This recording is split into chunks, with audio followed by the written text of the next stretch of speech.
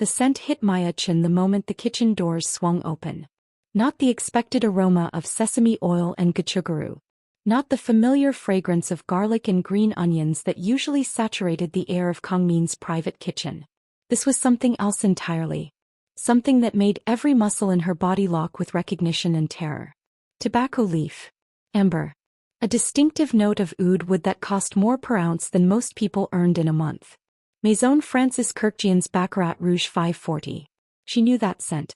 She knew it the way soldiers know the smell of gunpowder before battle. The way prey knows the scent of a predator downwind. Because 2 years ago, when she'd been Maya Flores, head sommelier at Chicago's most exclusive restaurant, that exact fragrance had filled the private dining room where everything had been stolen from her in a single night. The new chef stood at the industrial range with his back to her, his movements precise as he julienned vegetables with a speed that suggested professional training. White chef's coat. Black hair pulled back in a neat bun. Shoulders that looked wrong for kitchen work. Too broad, too defined, the build of someone who spent more time in combat training than culinary school. Maya's hands went cold around the tray of wine glasses she carried. Oh, not here. Not in Kangmin's sanctuary. The chef turned and his smile was warm, professional, entirely false. You must be the sommelier, he said in perfect English touched with just a hint of something European. Italian maybe. Or carefully constructed to sound that way. I'm Chef Antonio. Mr. Kong hired me to elevate the private dining experience. I look forward to working with you. But it was his eyes that told the truth. Dark, assessing. The eyes of someone cataloging weaknesses and planning 3 moves ahead. And underneath the professional chef's facade, Maya caught it again. That unmistakable scent that didn't belong in any kitchen. The scent that belonged to Dante Luciano. Kangmin's most dangerous rival. The man who'd been trying to infiltrate his operation for years. The man whose organization had destroyed Maya's entire life before she'd fled to Seoul and rebuilt herself as someone new. She should set down the tray. Bow politely. Walk away and pretend she'd noticed nothing. Instead she heard herself speak. The words escaping before survival instinct could stop them. That's an interesting cologne for a chef, Maya said quietly, her voice steady despite the way her pulse hammered. Baccarat Rouge 540. Most kitchen professionals avoid fragrance. It interferes with the ability to smell the food properly. The temperature in the kitchen dropped 10 degrees. Chef Antonio's smile didn't falter, but something shifted behind his eyes. Calculation.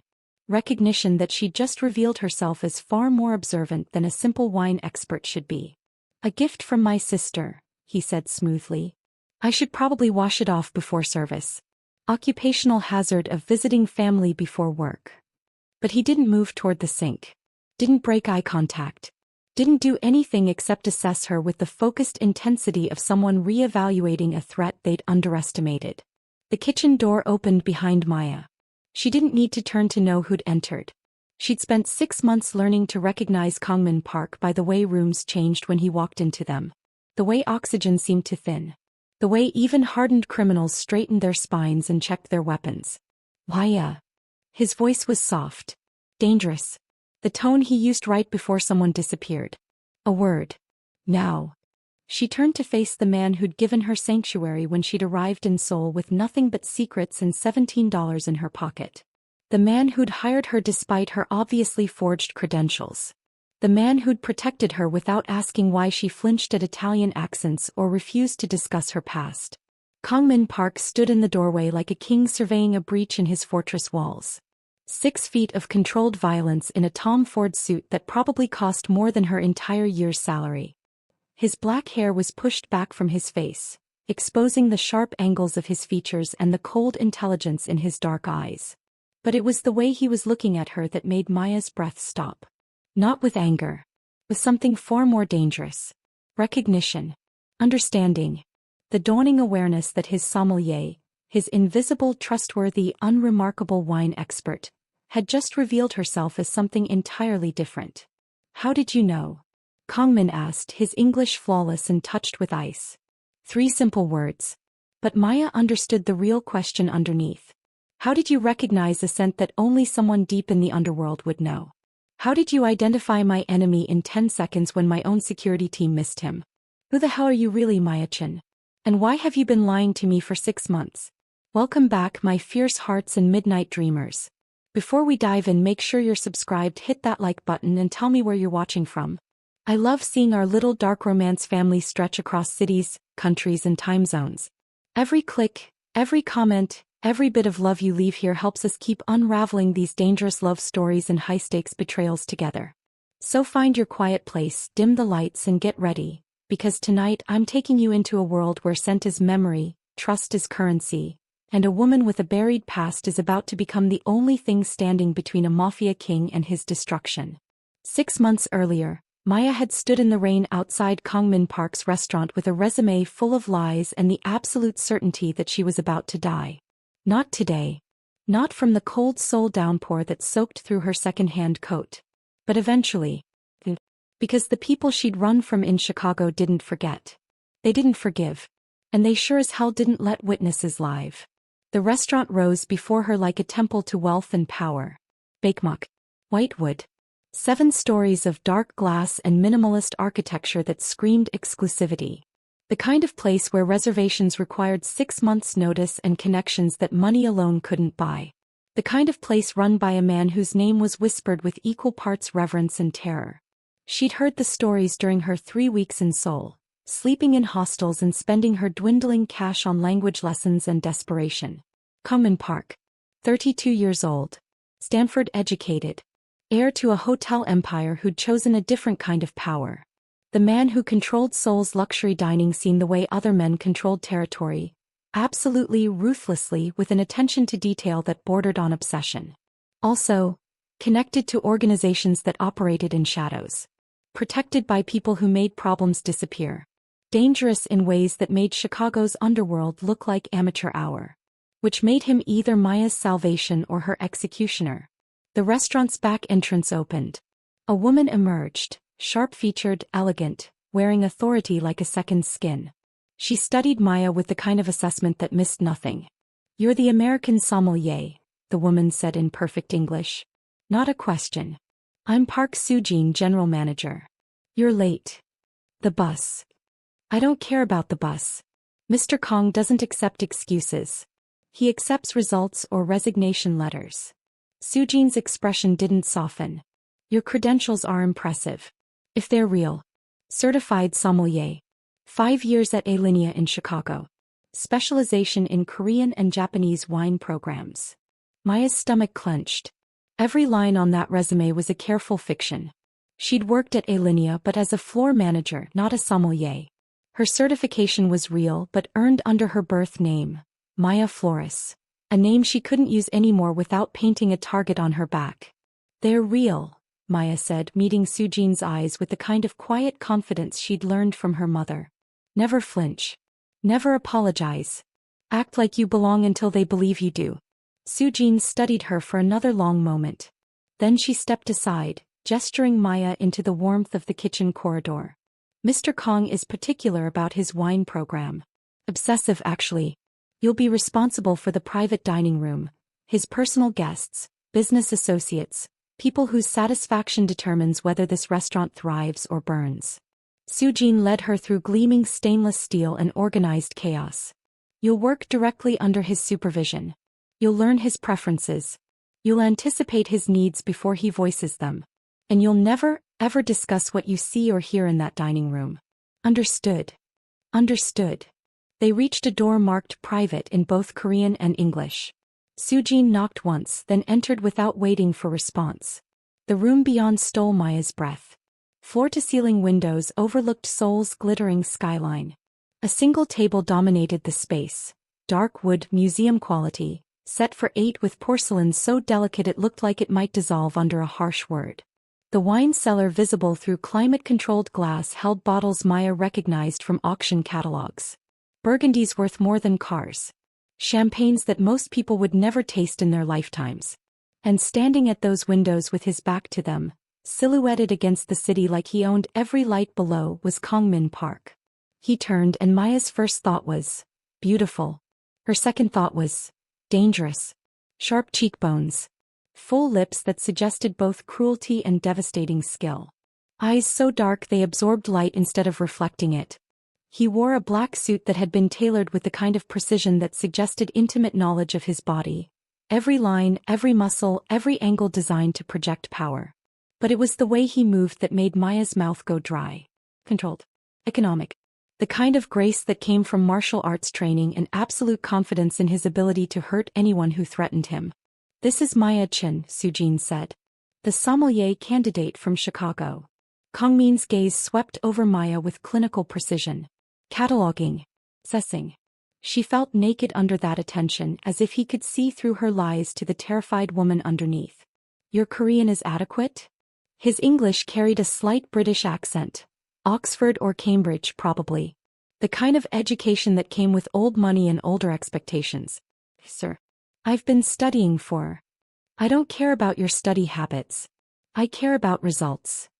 He moved to the wine cellar, his fingers trailing along bottles with the reverence of a man who understood value. "Tonight I'm hosting the Chinese ambassador and his wife.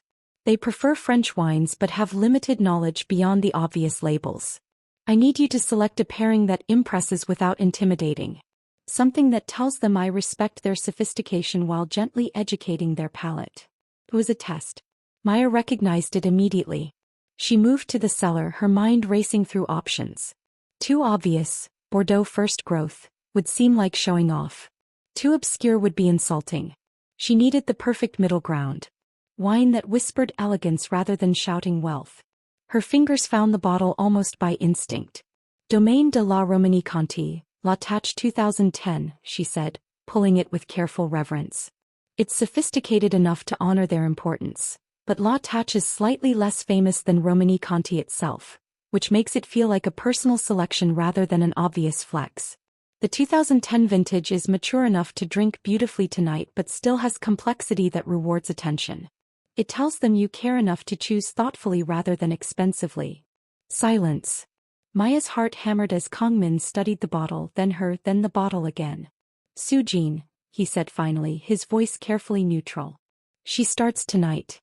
Double her proposed salary and give her a signing bonus.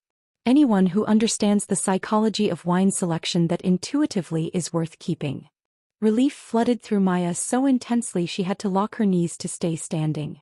"Thank you, sir." "Don't thank me yet." Kangmin's dark eyes found hers, and something in his expression made her breath catch.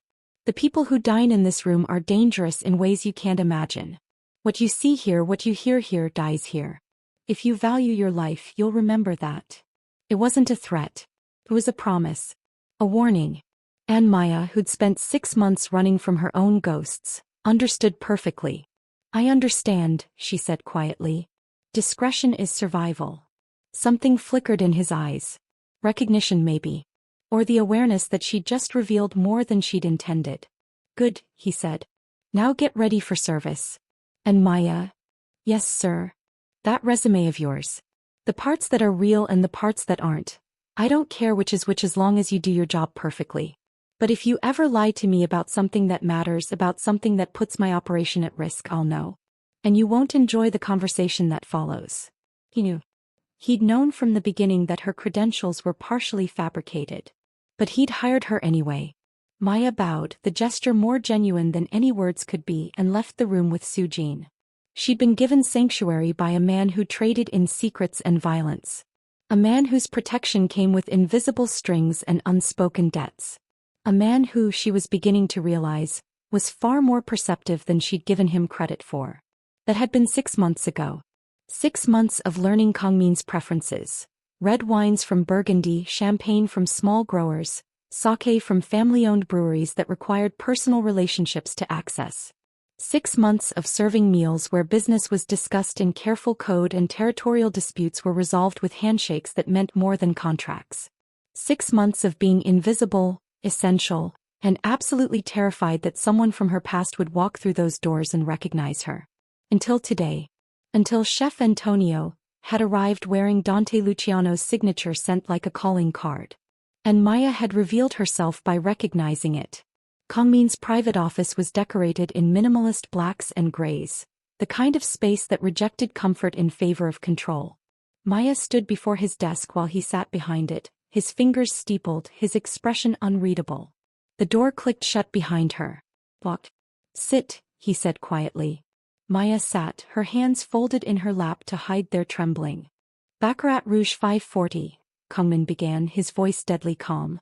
A fragrance worn by approximately 0.001% of the population. Distinctive.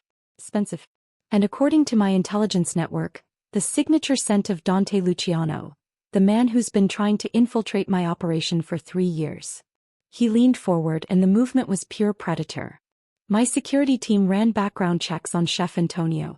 His credentials are flawless. His references impeccable. He passed every screening we have. Yet you identified him as an enemy in 10 seconds based on his cologne. Maya's throat went dry. So I'll ask you again, Maya Chen. How did you know? The truth sat on her tongue like poison. Heavy. Deadly. Capable of destroying everything she'd built. But Kangmin's eyes told her that lying now would be worse than any truth she could offer. Because I've smelled that scent before, she said quietly. 2 years ago. In Chicago. In a private dining room where I was working. The night Dante Luciano orchestrated the murder of the restaurant owner and framed the head chef for it. Kangmin's expression didn't change, but something shifted in the air between them. Interest replacing suspicion. Continue. Maya took a shaking breath. This was it. The moment she either earned his protection or signed her own death warrant. My name isn't Maya Chen. It's Maya Flores. I was the head floor manager at Maestro, the most exclusive Italian restaurant in Chicago's Gold Coast. We catered to the kind of clientele who didn't appear on any guest lists. Politicians, crime bosses, people whose wealth came from places they couldn't discuss in daylight. She forced herself to meet his eyes. Dante Luciano came in every Thursday for 2 years. Always the same table. Always the same meal. Always wearing that cologne. I memorized it the way you memorize the scent of something dangerous. And then one night he came in with a plan. The memory rose like acid in her throat. The owner, Marco Benedetti, refused to let Luciano use the restaurant for money laundering. Refused to become part of his operation. So Luciano poisoned Marco's signature dish. Made it look like the head chef, Marco's nephew, had done it. Marco died in the dining room. The chef went to prison. And every witness who might have testified otherwise either changed their story or disappeared. Except you, Kangmin said softly. Except me. I was in the wine cellar when it happened. I saw Luciano leave through the kitchen. Saw him adjust his jacket like he'd just finished a job. I smelled that cologne as he passed. And I knew, not just suspected, knew, that he'd killed Marco. Maya's hands clenched in her lap. I went to the police. Testified. Became the prosecution's star witness. And then 2 days before the trial someone torched my apartment.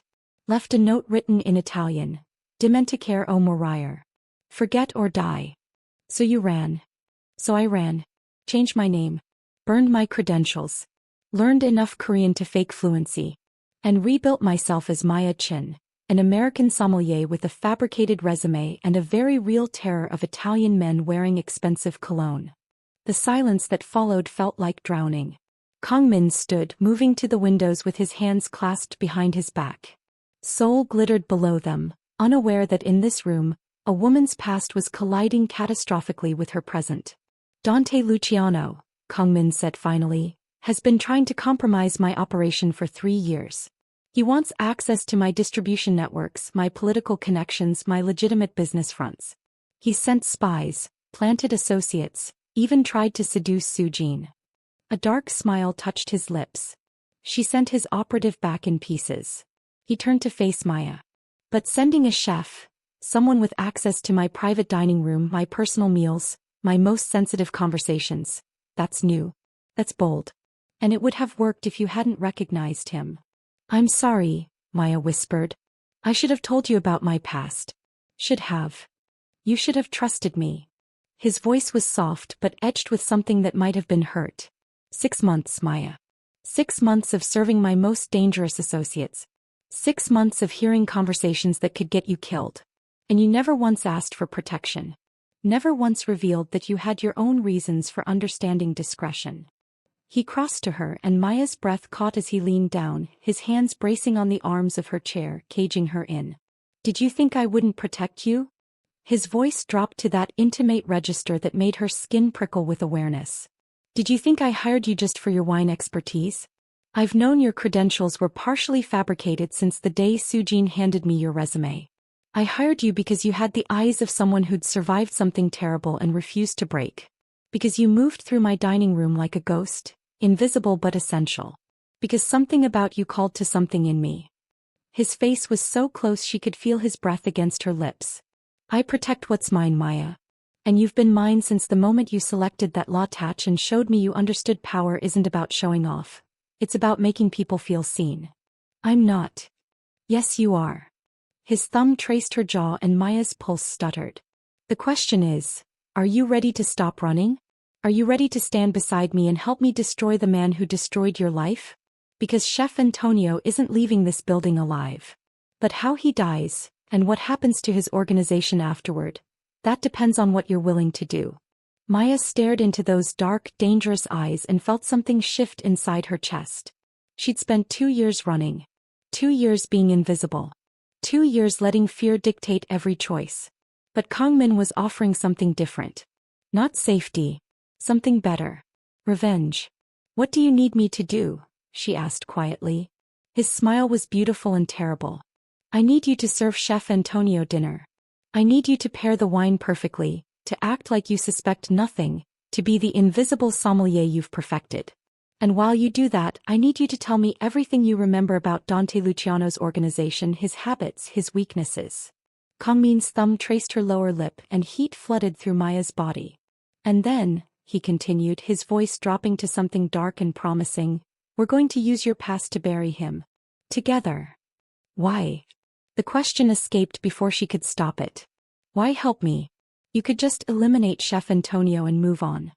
Because he came into my home wearing another man's face. Kangmin's eyes burned with controlled fury. Because he threatened you and you're under my protection. Because Dante Luciano has been a problem that needs solving, and you just became the weapon I need to solve it.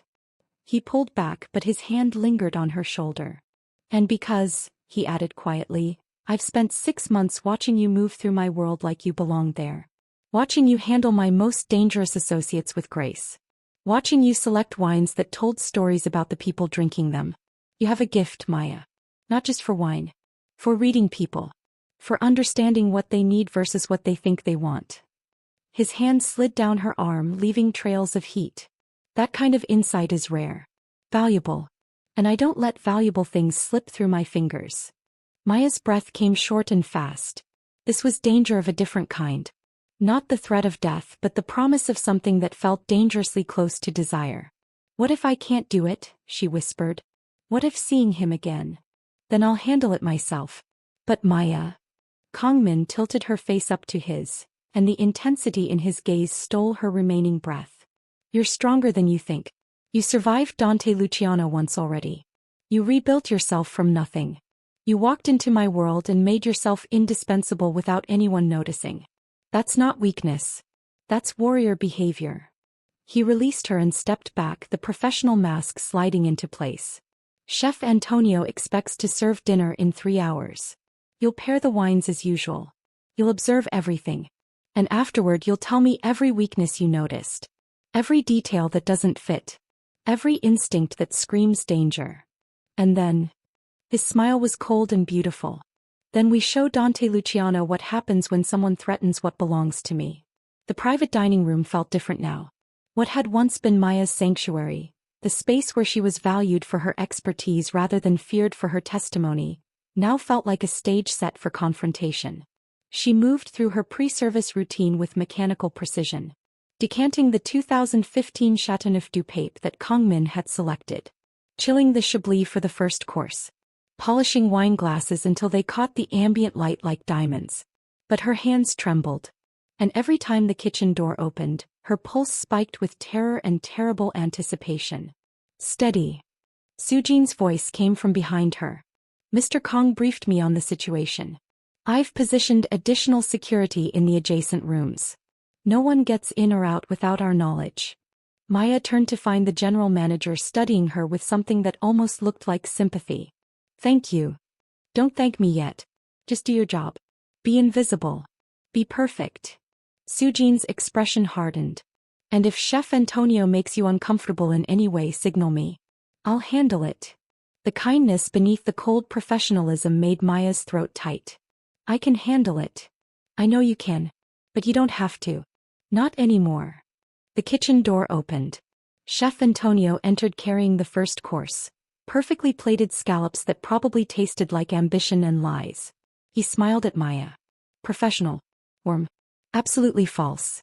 Ready for service? He asked in that carefully constructed accent. Always. Maya's voice came out steady. Level. Betraying none of the fear flooding her system. She poured the chablis with hands that didn't shake. Presented it to the guests. 3 businessmen whose faces suggested they traded in violence rather than commodities, with the same quiet competence she'd perfected over 6 months. And all the while she catalogued everything about Chef Antonio. The way he moved, too controlled, too aware of his exits. The way he touched knives, familiar, comfortable, the hands of someone trained in more than culinary arts. The way his eyes tracked Kangmin, assessing, calculating, waiting for an opening. And underneath it all, that cologne. Baccarat Rouge 540. Dante Luciano's signature scent, worn like a taunt. Maya served through 6 courses with robotic efficiency. Each wine paired perfectly. Each guest satisfied. And with every passing moment, she gathered details that would help Kangmin dismantle whatever plan was unfolding.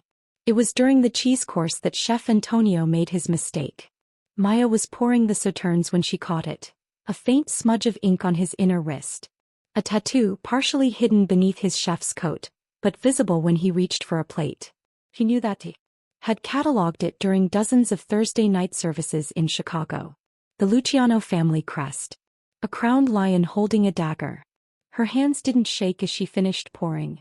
She set the bottle down with perfect precision. And she caught Kangmin's eyes across the table with a look that said, I have something. He nodded once. Subtle. Acknowledging. Service ended at midnight. The guests departed, satisfied and ignorant of the deadly chess game unfolding around them. Chef Antonio returned to the kitchen to clean his station, and Maya began breaking down the dining room. That's when Kangmin appeared beside her, silent as smoke. Tell me, he said quietly. Tattoo on his inner left wrist. The Luciano family crest. He tried to hide it, but the coat sleeve shifted when he reached for plates. Maya's voice was steady despite the way her heart hammered. Only made men in Dante's organization get that mark. It's reserved for people who've killed for him. Kangmin's expression went cold and focused. What else? He moves like security, not a chef. Checks exits constantly. Positions himself with his back to walls. And his knife skills, they're good but wrong. He cuts vegetables like someone trained in combat who learned culinary technique, not the other way around. Anything else? Maya hesitated, then pulled out her phone. She'd taken a risk during service. A photograph of Chef Antonio's station supposedly for wine pairing notes, but actually capturing details she'd noticed. She zoomed in on the image. There, barely visible, was a second phone tucked into his jacket pocket. Not the standard smartphone everyone carried. Something older. Simpler. Burner phone, Kangmin said softly. For untraceable communication. He's reporting to someone. Maybe Dante directly. Maybe a handler. Maya's throat tightened. And if he's here, if Dante went through this much trouble to plant him in your kitchen, it means whatever he's planning is big. Kangmin's hand found the small of her back. A possessive, grounding touch. You did well tonight. Better than well. You gave me everything I need to move on him. What happens now? His smile was dangerous. Now we let Chef Antonio think he's succeeded. We let him report back to his handlers that he's embedded in my operation.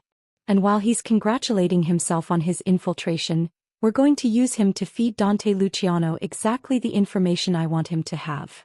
Understanding dawned. You're going to turn him. Make him a double agent. Better. I'm going to make him a weapon. Every piece of intelligence he feeds back to Dante will be carefully crafted to lead him into a trap of his own making. Kangmin's hand slid up her spine, coming to rest at the nape of her neck. And you, Maya, are going to help me orchestrate every detail. How? By teaching me everything you know about Dante Luciano. His psychology, his patterns, his weaknesses. You spent 2 years serving him dinner every Thursday. You know his habits better than anyone in my organization. That knowledge is the key to destroying him. Maya felt something shift inside her chest. Not just fear anymore. Something hotter. He killed a good man. Destroyed a family. Sent me running for my life. Her voice hardened. I want him to pay for all of it. Kangmin turned her to face him, his hands framing her face with shocking gentleness. Then help me make him pay. Stand beside me. Use your past as a weapon instead of letting it haunt you. His thumb traced her lower lip. And when it's over, when Dante Luciano is broken and buried, you'll never have to run again. You'll have my protection. My resources. Why? He stopped, jaw tightening. Pie what? Maya whispered. Everything. The word came out rough, charged with meaning. You'll have everything I can give you. Permanently. Before Maya could respond, his phone buzzed. He glanced at the screen and his expression went cold. Chef Antonio just made a call from the burner phone. My tech team intercepted it. He pulled up an audio file and Dante Luciano's voice filled the air between them. Status. I'm in. The target trusts me. Kitchen access confirmed. I'll have full operational intelligence within a week. Good. And the sommelier? Any issues? Pause. Then Chef Antonio's voice, careful and controlled. She's nobody. Invisible. Barely speaks. No threat. Good. Keep it that way. I want Park's entire network mapped by month's end. Then we move. The call ended. Maya's blood ran cold. She was nobody. Invisible. No threat. The exact thing she'd spent 2 years trying to be. But Kangmin's expression told a different story. His eyes burned with something possessive and dark. Nobody, he repeated softly. He thinks you're nobody. His hand slid into her hair, angling her face up to his. Let him think that. Let him underestimate you. Because when this is over, he's going to learn exactly what happens when someone dismisses what belongs to me. I don't belong to. Yes, you do. His forehead touched hers, and his voice dropped to that intimate register that made her skin prickle. You've belonged to me since the moment you walked through my doors soaking wet and desperate. I just didn't claim you yet. Didn't want to scare you. Didn't want to add to your burden. His lips hovered over hers, a breath away from kissing her. But now you're in danger. Now someone has threatened you in my home. And that changes everything. Kangmin. Let me protect you. Let me use your knowledge to destroy the man who destroyed you. And when it's over. He kissed her. Not gently. Not tentatively.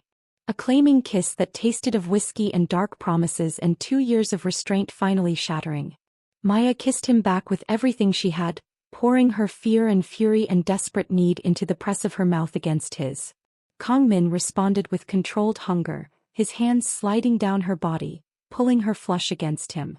When they broke apart, both breathing hard, his eyes were black with desire. When this is over, he finished roughly, you're mine. Completely. No more running. No more hiding. You stand beside me and we build something that no one can touch. Maya felt tears burn behind her eyes. What if I can't do this? What if seeing Dante again breaks me? Then I'll be there to put you back together. And then I'll kill him for breaking you in the first place. His thumb wiped away a tear that had escaped. You're not alone anymore, Maya. You have me. You have my organization. You have everything I can give you. All you have to do is trust me. And looking into his eyes, dark, dangerous, absolutely sincere, Maya realized she did trust him. This man who'd seen through her lies and hired her anyway. Who'd protected her without asking for explanations.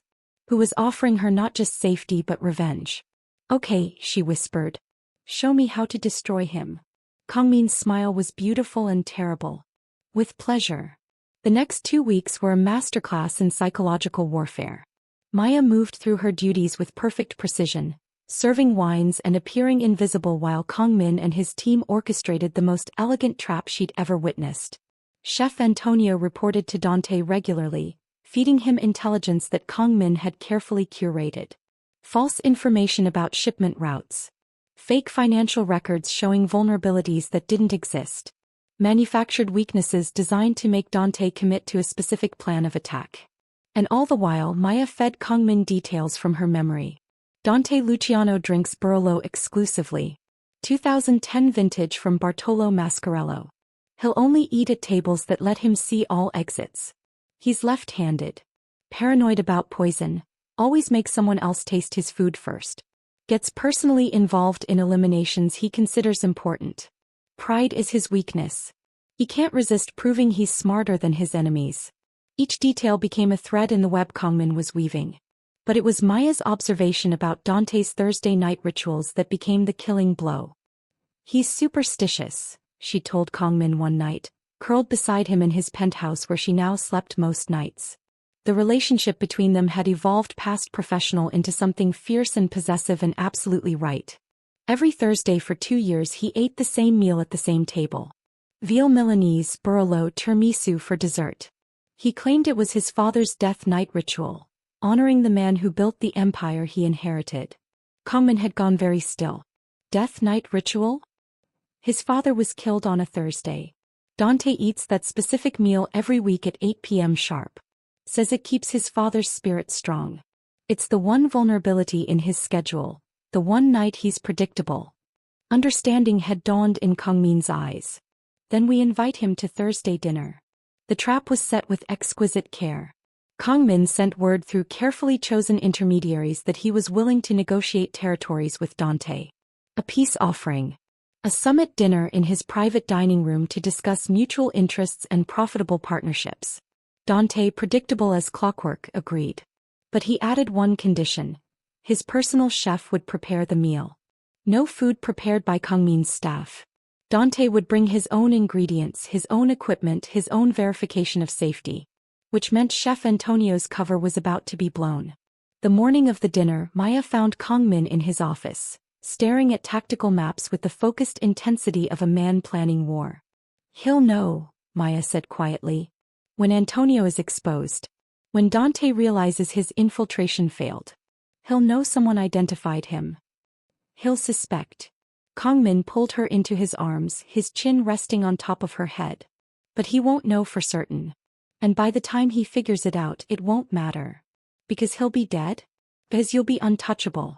Protected by every resource I have. Dante Luciano could have an army, and they'd still have to go through me to reach you. Maya felt safe for the first time in 2 years. Not because the danger was gone, but because she wasn't facing it alone. What happens tonight? Kangmin pulled back, his hands framing her face.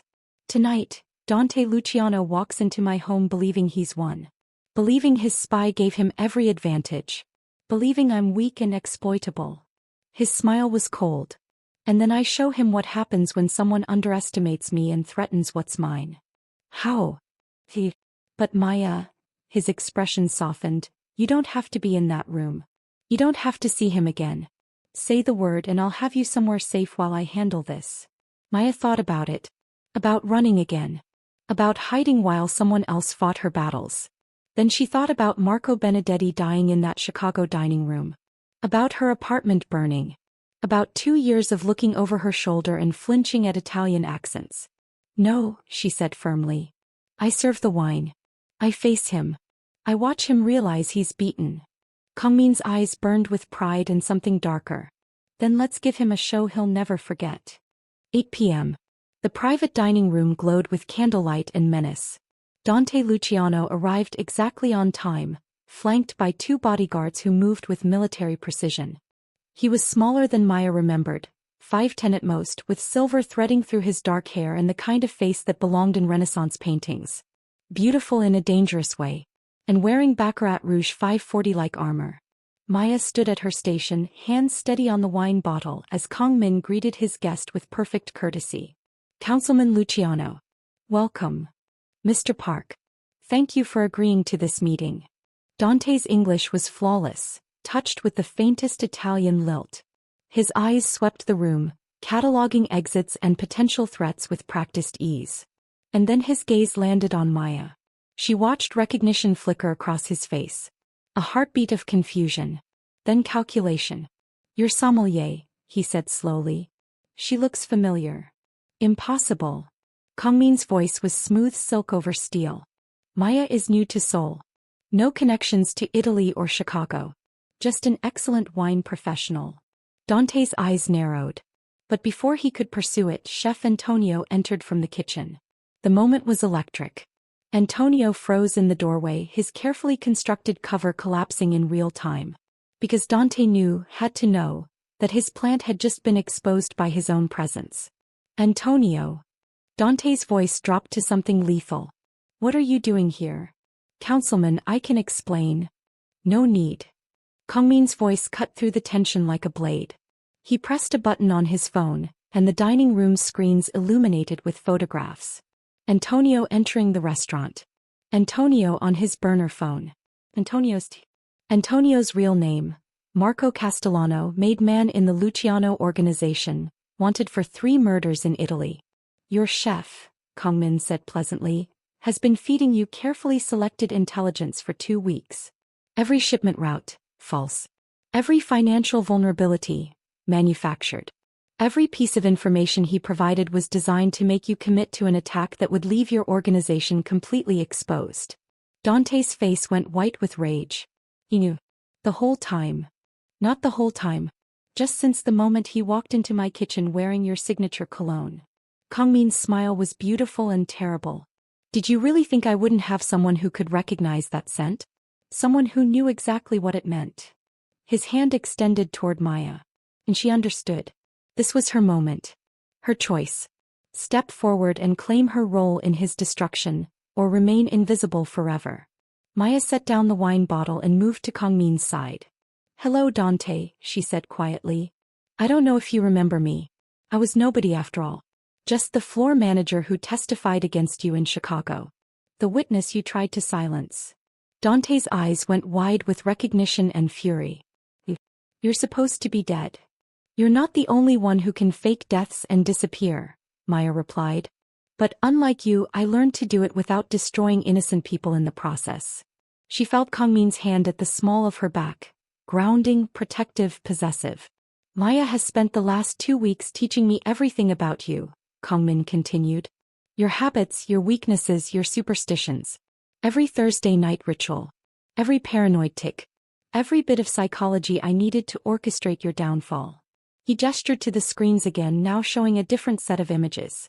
While you've been planning your attack on my operation, I've been systematically dismantling yours. Your shipments have been seized. Your political contacts have been compromised. Your financial accounts have been frozen by authorities who suddenly received very detailed evidence of money laundering and racketeering. Dante lunged forward, but his bodyguards were already falling, dropped by Kangmin's security team with tranquilizer darts that hit with whisper-quiet precision. And the best part? Kangmin's smile widened. It's all legal. Or legal enough that you'll spend the next decade fighting charges in 3 different countries while your empire crumbles. I didn't have to kill you, Dante. I just had to expose you. Dante's hands clenched into fists. You think you've won? You think. I know I've won. Kangmin's voice dropped to something lethal. Because you made one critical mistake. You threatened someone under my protection. You tried to silence a witness who'd already found sanctuary. And in doing so, you gave me the perfect weapon to destroy you. He pulled Maya closer, his arm wrapping around her waist with unmistakable possession. She's untouchable now. Protected by resources you can't match. And every move you make against her will be documented, traced, and used as evidence against you. You're finished, Luciano. Not with a bullet. With paperwork and testimony and the legal system you spent years manipulating. Dante's face twisted with rage and something that might have been desperation. She's nobody. She's mine. Kangmin's voice was absolute. And you'll spend the rest of your miserable life in prison knowing that the invisible woman you dismissed destroyed you completely. Federal agents burst through the doors. Korean National Police working in coordination with Interpol and the FBI. They moved with coordinated efficiency, surrounding Dante and the unconscious bodyguards. The lead agent approached Kangmin with a respectful nod. Mr. Park. We have the evidence packages you provided. Mr. Luciano will be extradited to Italy to face charges, then Chicago, then back here for violations of international trafficking laws. Perfect. Kangmin handed over a flash drive. Additional documentation. Witness statements. Financial records. Everything you need to keep him buried for decades. As the agents cuffed Dante, his eyes found Maya one final time. You'll never be safe, he snarled. I have people. Had people. Kangmin interrupted. Past tense. They're all currently negotiating plea deals in exchange for testifying against you. Your empire is Don Luciano. And the woman you tried to kill? She's the reason why. They dragged him out, still screaming threats that would never materialize. The dining room fell silent. Maya stood beside Kangmin, her whole body shaking with adrenaline and relief and something that felt dangerously close to triumph. It's over, she whispered. It's actually over.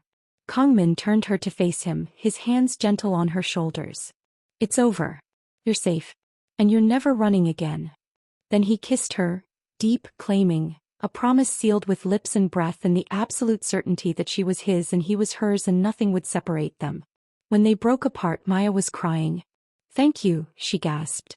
Thank you for protecting me. For believing me. For what? Falling in love with you. Kangmin smiled against her hair. That was the easy part. The hard part was waiting for you to trust me enough to let me help. I love you too. The words came out fierce and certain. I love you for seeing me when I was trying to be invisible. For making me a weapon instead of a victim. For standing beside me instead of just protecting me. His arms tightened around her. Always beside you. Never behind. Never in front. Together. Together, Maya agreed. 3 months later, Maya stood in Kangmin's private dining room with a glass of Krug in her hand and the absolute certainty that she was finally, impossibly home. The room was full of people she'd learned to trust. Sujin, who'd become something like a sister. Duwon, Kangmin's head of security, who'd taught her basic self-defense and never once questioned her past. The kitchen staff who'd accepted her without judgment. And Kangmin standing at her side with his hand at the small of her back, introducing her to Seoul's elite not as his sommelier but as his partner. This is Maya Park, he said, and the name still made her breath catch. My wife and the co-director of our wine program. They'd married quietly 2 weeks ago. A small ceremony with minimal witnesses and maximum security. Not because they were hiding but because some moments were too precious to share with strangers. Maya wore a simple diamond band that caught the light like promises kept. And on her wrist, a tattoo that Kangmin had commissioned. A wine glass transforming into a phoenix rising from flames. Rebirth through fire. Later, after the guests had departed and the dining room was quiet, Kangmin found her at the windows overlooking Seoul. Regrets? He asked softly. Maya turned to him, this dangerous, beautiful man who'd given her back her life. None. You. Only that I didn't claim you sooner. His arms wrapped around her from behind, pulling her back against his chest. But we have time now. All the time in the world. What do we do with it? Build something beautiful. Something that matters. His lips found her temple. I'm funding a foundation in Marco Benedetti's name. Legal support for witnesses who testify against organized crime. Safe houses. Identity protection. Everything you needed and didn't have. Maya's throat went tight. Thank you. Don't thank me. It's the least I can do. Your courage saved more than just my operation, Maya. It exposed a network that had been operating unchecked for decades. Dante's arrest triggered a cascade of investigations. Dozens of families are getting justice because you refused to stay silent.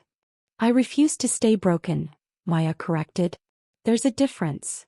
There is. And you're the strongest person I know because of it. He turned her in his arms, his dark eyes intense. I love you. Not for your wine expertise or your survival skills. I love you because you're fierce and honest and absolutely unwilling to accept less than you deserve. You make me better. You make my world better. And I'm going to spend the rest of my life proving I'm worthy of you. Maya kissed him, soft at first, then deepening as desire caught fire between them. You already are, she whispered against his lips. You were worthy the moment you gave me sanctuary without asking why I needed it. They made love that night in his penthouse, slow and reverent and absolutely certain. And when Maya finally fell asleep in his arms, it was with the peace that comes from knowing that the past is finally, irrevocably past. She'd survived Dante Luciano twice. Once by running. Once by standing her ground. And she'd found something better than safety in the process. She'd found home. The prosecution of Dante Luciano became international news. Maya watched the coverage from the safety of Kangmin's penthouse, her hand resting on the small swell of her belly that had only just begun to show. 3 months pregnant with a daughter they'd already named Jiwoo, wise and beautiful in Korean. You don't have to watch this, Kangmin said, settling beside her on the couch with his hand covering hers protectively over their child. Yes, I do. Maya's eyes stayed fixed on the screen where Dante was being led into an Italian courthouse in chains. I need to see it's real. That he can't hurt anyone anymore. The news anchor's voice filled the room. Dante Luciano, once considered untouchable due to his extensive political connections, now faces 147 counts of racketeering, murder, conspiracy, and witness intimidation across 3 countries. The case, built primarily on evidence provided by anonymous sources and corroborated by multiple witnesses who finally felt safe enough to come forward, represents one of the largest organized crime prosecutions in recent history. The camera cut to the lead prosecutor, a woman Maya recognized from Interpol briefings. This case demonstrates that no one is above the law. Mr. Luciano used fear and violence to silence victims for decades. But when one brave individual refused to stay silent, refused to be intimidated, they created a crack in his armor that ultimately brought the entire organization down. Maya felt tears burn behind her eyes. They're talking about you, Kangmin said softly, his thumb tracing circles on her stomach. You're the brave individual. You're the one who created the crack. We created it. Together. She leaned into his warmth. I gave you the intelligence. You gave me the protection to use it. And now 43 families have justice because you refused to let fear win.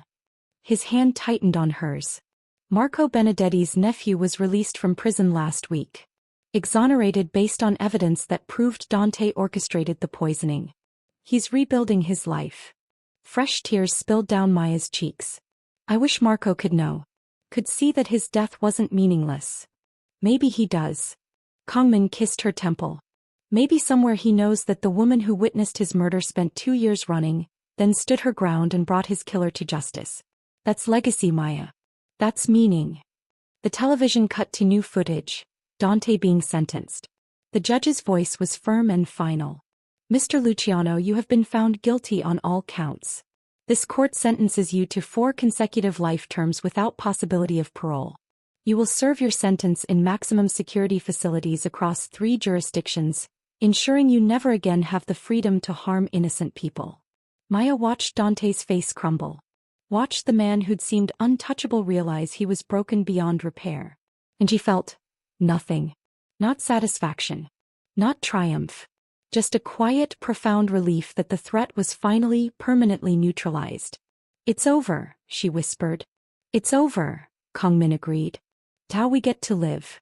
The Benedetti Park Foundation for Witness Protection opened its doors on a rainy Tuesday in Seoul, in a building that had once housed a defunct restaurant but now represented hope. Maya stood at the entrance with Kangmin, watching as their first clients arrived. A young woman from Thailand who'd testified against a trafficking ring, a man from the Philippines who'd exposed political corruption, an elderly couple from Vietnam who'd witnessed a murder and paid the price with their home and security. Each of them broken by the systems meant to protect them. Each of them desperate for the sanctuary Maya had found. Welcome, Maya said in careful Thai to the young woman, her language skills still developing but her sincerity universal. You're safe here. We'll help you rebuild. The woman's eyes filled with tears. Thank you. I thought I'd have to run forever. You don't. Not anymore. Maya took her hand gently. I ran for 2 years. I understand what it cost. But you don't have to run alone. She guided the woman inside where Sujin waited with paperwork for temporary housing, legal representation, job placement assistance. Everything Maya had needed and cobbled together through desperation and luck. Now they were systematizing hope. Kangmin moved through the space with quiet authority, speaking to each client personally, ensuring they understood they weren't charity cases but valued individuals deserving of protection. This was redemption wearing a suit and speaking 5 languages. Later, after the clients had been settled and the staff had gone home, Maya found Kangmin in what would become the foundation's library, shelves already filling with legal texts and resource guides in a dozen languages. We helped 6 people today, she said, leaning against the doorframe with one hand on her growing belly. 6 people who were alone and terrified and convinced they'd never be safe again. It's a start. Kangmin crossed to her, his hands framing her face with that gentleness that still made her breath catch. In 5 years I want this foundation in 20 cities. I want every witness who testifies against organized crime to know they have resources. Protection. A future beyond fear. That's ambitious. I have ambitious motivation. His hand slid down to cover hers on her stomach. I want our daughter to grow up in a world where courage is rewarded instead of punished. Where standing up to evil doesn't mean sacrificing everything. Maya felt tears prick her eyes, pregnancy hormones making her emotional, but also genuine overwhelm at the life they were building. She's going to be so loved, Maya whispered. She already is. Kangmin kissed her softly. By you. By me. By Sujin, who's already planning to spoil her rotten. By Duwon, who's designing age-appropriate self-defense training for toddlers. Maya laughed through her tears. Our child is going to be the most protected baby in Seoul. The most protected baby in the world, Kangmin corrected. I don't do anything by halves. I've noticed. He pulled her closer, careful of her belly, and they stood together in the quiet library that represented everything they'd fought for. Justice, safety, hope, future. I love you, Kangmin said against her hair. For your courage. For your compassion. For refusing to let trauma make you cruel. You're the best person I know, Maya Park. And I'm going to spend every day proving I deserve you. You already do, Maya whispered. You proved it the moment you hired a woman with a fake resume and visible fear, and chose to protect her without demanding explanations. Best hiring decision I ever made.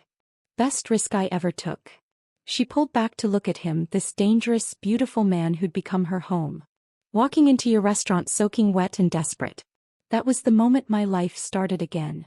Line 2. His hand cupped her belly. All of our lives started that day.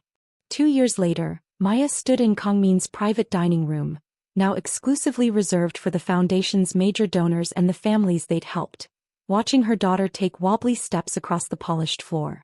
Jiwoo was 18 months old, with Kangmin's dark eyes and Maya's determined chin. She clutched a stuffed wine bottle, a gift from the sommelier staff naturally, and babbled in a mixture of Korean, English and sounds she'd invented herself. Appa, she shrieked, launching herself toward Kangmin with the fearless abandon of a toddler who'd never known anything but absolute safety. Kangmin caught her easily, lifting her high until she squealed with delight. There's my fierce girl, he said in Korean, then English, then back to Korean, raising her trilingual from birth. Are you helping mommy prepare for dinner? Helping, Jiwoo declared, though her version of helping mostly involved trying to eat the garnishes. Maya watched them with a fullness in her chest that still surprised her sometimes. This life. This family. This safety that felt as natural as breathing now. The dining room door opened. Sujin entered with the evening's guest list. The Malaysian ambassador and his wife. The CEO of that tech company that's funding the Singapore branch. And, she paused, her expression softening, Marco Benedetti's nephew Antonio. He wanted to thank you personally. Maya's breath caught. He's here? In Seoul. Arrived this morning. Kangmin arranged it. Sujin smiled. Said you deserved to meet the man whose life you saved. Emotion flooded Maya's system. She'd never met Marco's nephew, had only testified from behind protective screens, her identity hidden to keep her safe. But now. Send him in, Maya said quietly. I'd like to meet him before service. Sujin nodded and disappeared. Kangmin set Jiwoo down. She immediately toddled to her toy corner, and moved to Maya's side. Are you ready for this? He asked softly. I think so. I need to see that something good came from all of it. That Marco's death wasn't the end of his family's story. The door opened again. The man who entered was in his early 30s, with kind eyes and the bearing of someone who'd survived hell and come out gentler rather than harder. He looked like the photographs Maya had seen of Marco. Same warm smile, same genuine presence. Mrs. Park, he said, his English touched with an Italian accent that no longer made Maya flinch. I'm Antonio Benedetti. I don't know how to thank you for what you did. For testifying. For never giving up. For making sure my uncle's killer faced justice. Maya's eyes filled with tears. I'm so sorry for your loss. Marco was a good man. He deserved better than what Dante did to him. He did. But because of you, the world knows that now.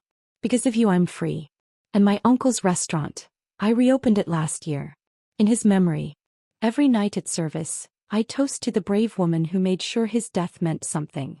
He pulled out his phone showing Maya photographs of a beautifully restored Italian restaurant. The same space where Marco had died, now alive again with light and laughter and the continuation of a legacy almost destroyed. It's beautiful, Maya whispered. It's possible because of you. Antonio's voice was thick with emotion. You gave me back my life, Mrs. Park. My freedom. My uncle's honor. I can never repay that debt, but I'll spend the rest of my life trying. Kangmin's hand found Maya's, squeezing gently. There's no debt, Maya said firmly. You survived something terrible. You rebuilt. That's what matters. That's the real victory, not that Dante is in prison, but that you're thriving despite what he tried to destroy. Antonio nodded, unable to speak past the tears. Jiwoo, sensing the emotional weight in the room with the uncanny perception of children, toddled over and offered Antonio her stuffed wine bottle. Sad? She asked in her tiny voice. Bottle help. The moment broke. Antonio laughed through his tears, accepting the toy with gentle hands. Thank you, little one. It does help. Kangmin scooped up his daughter, pressing a kiss to her wild hair. This is Jiwoo. She's learning early that wine solves most problems. Not most, Maya corrected with a smile. But it certainly helps the conversation. They talked for another hour. About Antonio's restaurant, about the foundation's work, about the 43 families who'd found justice because one woman refused to stay silent.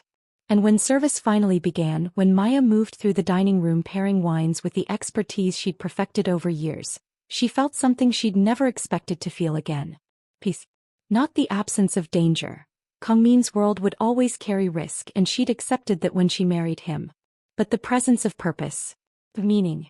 Of a life built from the ashes of trauma into something beautiful and strong. Late that night, after Jiwoo was asleep and the city glittered below them like scattered diamonds, Maya stood at the penthouse windows with a glass of wine in her hand. The same windows where she'd stood 2 years ago, terrified and desperate. Kangmin joined her, his arms wrapping around her from behind in a gesture that had become their silent language of home. What are you thinking? He asked softly. That I almost didn't walk through your doors that day. That I almost convinced myself it was too dangerous, that someone like you wouldn't hire someone like me. She leaned back into his warmth. I was so close to giving up. But you didn't. But I didn't. Maya turned in his arms, her hands sliding up his chest to rest against his shoulders. I walked in soaking wet and desperate. And you saw me. Really saw me. Not the lies on my resume or the fear in my eyes. You saw the person I was trying to become. I saw the person you already were. Kangmin's hand cupped her face. Brave. Brilliant. Absolutely unwilling to stay broken. You just needed someone to give you space to remember that about yourself. You gave me more than space. You gave me a home. A family. A purpose. Her voice caught. You gave me everything. You gave me redemption. His thumb traced her lower lip. You walked into my world and made me remember why I started fighting in the first place. Not for power or territory. For the people who couldn't fight for themselves. You reminded me what it means to build something that matters. They kissed, soft at first, then deepening as desire caught fire the way it always did between them. Intense. Consuming. Absolutely right. When they broke apart, both breathing hard, Kangmin rested his forehead against hers. I love you, Maya Park. I love you for recognizing danger by scent when my security team missed it. I love you for standing your ground when it would have been easier to run. I love you for being the mother of my child and the partner in every part of my life. I love you completely. I love you too, Maya whispered. For seeing me when I was trying to be invisible. For protecting me without making me weak. For standing beside me instead of in front of me. For loving me exactly as I am, scars and strength and everything in between. His arms tightened around her. Always beside you. Never leaving. Never letting go. Never, Maya agreed. And there, in the penthouse overlooking Seoul, with their daughter sleeping peacefully in the next room in the foundation they'd built changing lives across 3 continents, Maya Chen, who'd been Maya Flores, who'd been nobody and invisible, finally understood what it meant to be home. Not a place. Not even a person. But a choice. Daily. Deliberate. To stand your ground. To fight for what matters. To refuse to let trauma define your future. And to find someone who saw your scars and called them beautiful because they proved you'd survived. Kangmin kissed her again and Maya kissed him back with everything she had. This was victory. Not revenge or justice or safety. His love. Fierce and dangerous and absolutely permanent. The kind that survived organized crime and international prosecutions and the long hard work of healing. The kind that built foundations and raised children and changed the world one protected witness at a time. The kind that started with a woman recognizing her enemy's Cologne and ended with her recognizing herself in the mirror. Powerful, protected, and finally, impossibly free. 5 years later, the Benedetti Park Foundation operated in 32 cities across 4 continents. Maya stood at the opening of their New York branch, the city where she'd first learned what it meant to run, and addressed a room full of advocates, survivors, and donors. I ran for 2 years, she said, her voice clear and strong. I changed my name. I hid my skills. I made myself invisible because I believed that was the only way to survive. But survival isn't the same as living. She looked at Kangmin standing at the back of the room with Jiwoo on his shoulders and their infant son Minjun, sleeping in a carrier against his chest. I started living the day I stopped running. The day I recognized danger and chose to face it instead of flee from it. The day I found someone who saw my fear and gave me weapons instead of shelter. Her hand went to her wrist, to the phoenix tattoo that had become the foundation's symbol. You don't have to be fearless to be brave. You just have to refuse to let fear make you small. And if you're in this room because you testified, because you stood up, because you chose truth over safety, you're already brave. We're just here to make sure you don't have to be brave alone. The applause was thunderous.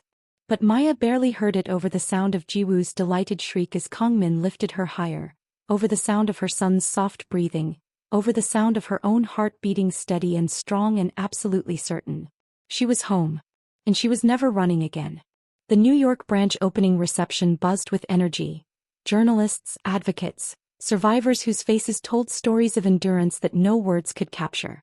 Maya moved through the crowd with practiced grace, her hand occasionally touching the small of her back where exhaustion had settled after standing in heels for 3 hours. Jiwoo, now 6 years old, had been excused from the reception and was probably terrorizing the foundation's New York staff with questions about helping people like Mommy does. Their daughter had inherited Kangmin's intensity and Maya's protective instincts. A combination that meant she'd already organized her first-grade class into a safety committee to make sure no one was being bullied. Minjun, at 18 months, was finally sleeping peacefully against Kangmin's chest, his tiny fist clutching his father's silk tie. Mrs. Park. A voice broke through Maya's thoughts.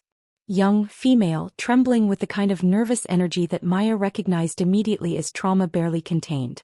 Maya turned to find a woman in her mid-20s, black, with natural hair pulled back in a careful bun and eyes that held the haunted quality of someone still looking over their shoulder. Yes. I'm Zara Williams. I testified against a trafficking ring in Atlanta 6 months ago. The prosecutor said I should reach out to your foundation, but I didn't think. Her voice cracked. I didn't think anyone would actually help. Everyone else just wanted my testimony. Nobody cared what happened to me after. Maya's chest tightened with painful recognition. She'd been this woman. Desperate. Alone. Convinced that her usefulness ended the moment the trial did. Come with me, Maya said gently, guiding Zara toward a quieter corner of the reception hall. She caught Kangmin's eye across the room and he nodded once, understanding without words that she needed privacy for this conversation. They settled into a small alcove with floor-to-ceiling windows overlooking Manhattan's glittering skyline. Tell me what you need, Maya said softly. Not what you think you should need. What you actually need to feel safe again. Zara's composure crumbled. I need to disappear. My face was on the news. The men I testified against have connections everywhere. I got evicted from my apartment because the landlord was concerned about safety issues, which really means he was scared they'd burn the building down to get to me. I lost my job because my boss didn't want the liability. I'm sleeping on a friend's couch and I don't know how much longer she can risk keeping me there. Tears streamed down her face. I did the right thing. I told the truth. And I'm being punished for it while those men sit in jail with their lawyers and their appeals and their organizations still running on the outside. Where's the justice in that? Maya reached across and took Zara's hand, her own eyes burning with unshed tears. There isn't any justice in it. The system is broken. It asks people to be brave and then abandons them the moment their testimony is done. That's why we started this foundation, because I lived exactly what you're living now. Zara's eyes widened. You. 2 years running. New identity. Fake credentials. Sleeping in hostels and spending my last $17 on language lessons so I could disappear to the other side of the world. Maya's voice was steady despite the memories rising like ghosts. I testified against a mafia boss in Chicago. He tried to kill me. Burned my apartment. Left death threats in Italian.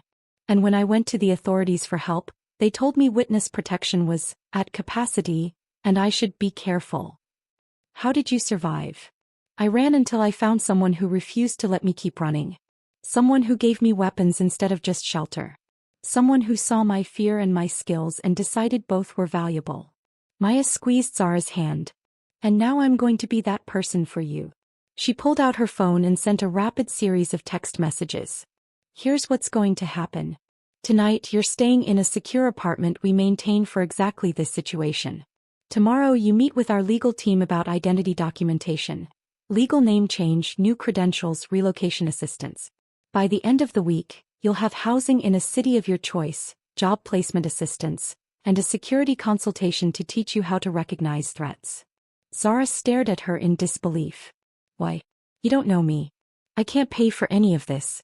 I have nothing to offer. You have everything to offer. Maya's voice was fierce. You had the courage to testify. To tell the truth when it would have been safer to stay silent. That courage is exactly what the world needs more of. And we're going to make sure it doesn't cost you everything. I don't understand. What do you get out of this? Maya thought about the question. About Marco Benedetti dying in a Chicago dining room.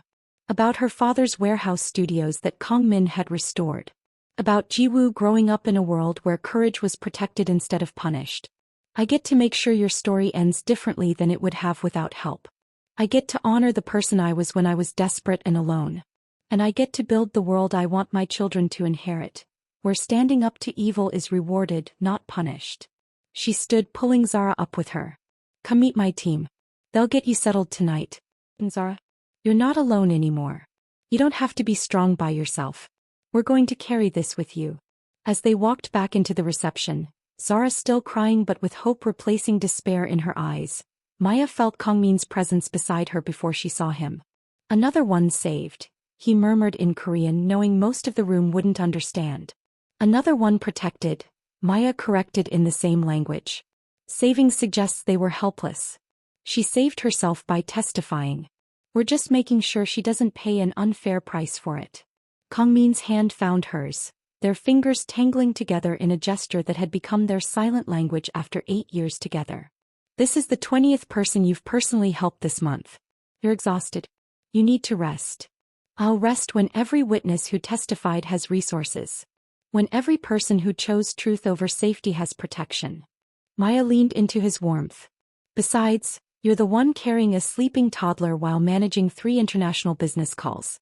Don't lecture me about exhaustion. His laugh was soft and genuine. Fair point. We're both terrible at rest. We're both excellent at purpose, Maya corrected. There's a difference.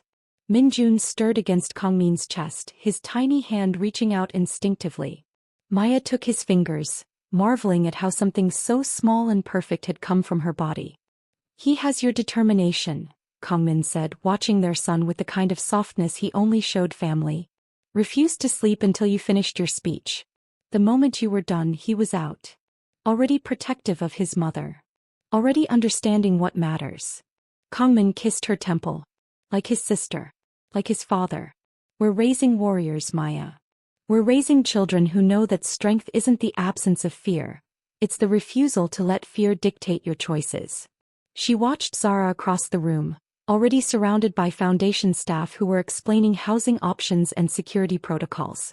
That's the real legacy. Not the buildings or the budget. The idea that courage deserves support. Sujin appeared at Maya's elbow, immaculate as always despite the late hour. Mrs. Park, the Chicago Tribune is requesting an interview about the Foundation's expansion. They want to focus on your personal story, How you went from being a witness in hiding to running an international protection organization. Maya's stomach clenched. Ew. The city where everything had started and ended. Where Marco had died and her life had shattered and Dante Luciano had nearly destroyed her. She'd avoided going back for 8 years. Had built her life and soul and expanded globally while carefully excluding the city that held too many ghosts. I don't think. Say yes, Kangmin interrupted quietly. It's time, Maya. Time to face Chicago not as someone running from it, but as someone who conquered what it tried to do to you. I'm not ready. You've been ready for years. You just haven't admitted it yet. His free hand cupped her face, his thumb tracing her cheekbone with devastating gentleness. Go back to Chicago. Tell your story in the city where it started. Show them that the woman who testified in secret 8 years ago is now powerful enough to speak her truth publicly. Maya felt tears prick her eyes. What if it breaks me? What if I go back and all the progress I've made just crumbles? Then I'll be there to catch you. Jiwoo and Minjun will be there to remind you who you've become. The foundation staff will be there to show you the ripple effects of your courage. You won't be alone, Maya. You'll never be alone again. She looked into his eyes, dark, intense, absolutely certain, and felt something settle in her chest. He was right. She'd been avoiding Chicago not because she was protecting herself, but because she was still letting fear make decisions. And she'd built an entire foundation on the principle that courage deserved support. Time to practice what she preached. Okay, Maya said to Sujin. Schedule the interview. And book us a hotel in Chicago for next week. The whole family. We're going home. Kangmin's smile was proud and fierce. Now you sound like the woman who recognized my enemy by scent and refused to stay silent. I am that woman, Maya said, her voice strengthening. I've always been that woman. I just forgot for a while. You never forgot, Kangmin corrected. You were just waiting for the right moment to remember. Chicago in October was exactly as Maya remembered it. Crisp air carrying the scent of fallen leaves and lake water, the skyline cutting sharp angles against an impossibly blue sky, the energy of a city that never quite slowed down even when it should. They'd checked into the peninsula because Kangmin didn't believe in doing anything halfway and insisted that if Maya was facing her past, she'd do it from a suite with a view that reminded her how far she'd come. Jiwoo pressed her nose against the floor-to-ceiling windows, her breath fogging the glass. Mommy, is this where you used to live? Before you met Daddy? Maya's throat tightened. Not this hotel, sweetheart. But yes, this city. I worked here before I moved to Seoul. Were you scared here? The question was innocent, but it landed like a physical blow. Because yes, she'd been terrified here. Had spent 2 years looking over her shoulder, flinching at Italian accents, sleeping with one eye open. But she'd also been strong here. Had found the courage to testify. Had refused to let Dante Luciano silence her truth. Sometimes I was scared, Maya said honestly, kneeling beside her daughter. But I was also brave. Being scared and being brave can happen at the same time. Like when I had to tell the teacher that Marcus was being mean. I was scared she wouldn't believe me, but I told her anyway. Maya pulled Jiwoo into a fierce hug. Exactly like that. You were so brave, baby. And I'm so proud of you. I'm proud of you too, Mommy. Du's small arms squeezed tight. Daddy says you helped lots of people here by telling the truth even when bad people wanted you to be quiet. Over their daughter's head, Maya met Kangmin's eyes. He stood near the windows with Minjun in his arms, his expression soft with the kind of love that still made her breath catch after 8 years. Your daddy's right, Maya said, releasing Jiwoo and standing. And tonight I'm going to tell that story to more people. So that other brave people know they're not alone. The interview was scheduled for 7 p.m. at the Tribune's downtown offices. Maya had 3 hours to prepare, which Kangmin insisted meant she had 3 hours to rest while he handled the children. You're about to relive trauma for public consumption, he said, guiding her toward the bedroom. The least I can do is make sure you're not exhausted when you do it. I don't think I can sleep. Then don't sleep. Just lie down. Close your eyes. Let me take care of everything else for a few hours. He pressed a kiss to her forehead. You've spent 8 years taking care of everyone else. Let me take care of you. Maya wanted to argue. But exhaustion and emotion were catching up with her, and the bed looked impossibly inviting. She lay down, not expecting to actually rest. and woke 3 hours later to the sound of Jiwoo's laughter and the smell of room service. Kangmin sat at the desk with his laptop, managing what looked like complicated shipping logistics for his legitimate businesses. The hotel empire he'd inherited and expanded, the restaurant group that now spanned 3 continents, the import-export operations that were completely legal and also completely strategic. Minjun was napping in his travel crib, and Jiwoo was coloring at the coffee table, her tongue sticking out in concentration. The scene was so perfectly domestic that Maya's chest ached with gratitude. "You let me sleep," she said, her voice rough. "You needed it." Kangmin closed his laptop and crossed to the bed, settling beside her. "How do you feel?" "Terrified. Ready. Both at once." "Good. Terror keeps you sharp. Readiness keeps you focused." His hand found hers, their fingers tangling automatically. "Remember, you don't owe anyone your trauma. If the questions get too invasive, you can stop. You can redirect. You're in control of this narrative. What if I freeze? What if I start talking about Chicago and just break? Then you break. And I'll be waiting to put you back together. Like always." He kissed her knuckles. "But Maya, you won't break. You're going to walk into that interview and remind Chicago exactly who Maya Park is. Not a victim. A survivor who built an empire from her scars." An empire is a bit dramatic. 32 locations across 4 continents, helping an average of 40 witnesses per month, with a budget of 15 million annually and growing. That's an empire, love. And you're the empress. Maya laughed despite her nerves. "I'm a sommelier who learned to fight back." "You're both. That's what makes you extraordinary." Kangmin stood, pulling her up with him. "Now get dressed. Show Chicago what happens when they try to destroy someone who refuses to stay destroyed." The Tribune building held ghosts. Maya had been here once before 8 years ago, giving testimony to a journalist who'd promised to protect her identity. That article had run 3 days before Dante tried to kill her. Before her apartment burned. Before she'd fled to Seoul with nothing but fear and $17. Now she walked through the same doors wearing a custom Dior suit, her natural hair styled in elegant twists, diamond studs, real ones, gifts from Kangmin, catching the lobby lights. Confidence worn like armor. The journalist assigned to her story was a woman in her 50s named Patricia Chen. No relation, though the shared surname made Maya smile. "Mrs. Park, thank you for agreeing to this interview." Patricia's handshake was firm, professional. "I've been following the Benedetti Park Foundation's work for years. What you've built is remarkable." "Thank you.